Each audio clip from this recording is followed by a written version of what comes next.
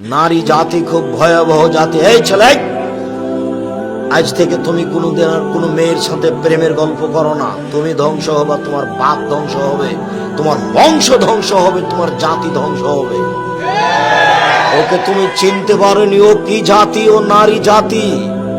তুমি ওকে চিনতে পারোনি, তোমাকে ধ্বংস করার জন্য এসেছে।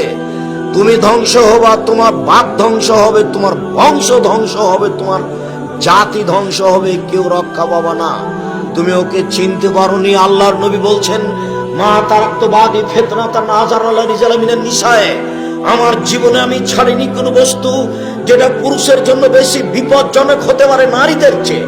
আমার জীবনে আমি ছাড়িনি কোন বস্তু যেটা পুরুষের জন্য বেশি বিপজ্জনক হতে পারে নারীদের চেয়ে।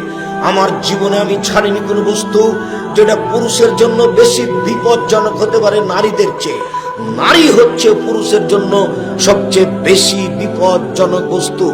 মুহাম্মদ সাল্লাল্লাহু আলাইহি সাল্লাম বলেন, ও নারী জাতি, মা রাআইতু, আমি দেখিনি তোমাদের চেয়ে কাউকে আযহাবাইল রাজুলিল হাজিম, যে বুদ্ধিমানের বুদ্ধিকে নষ্ট করতে পারে।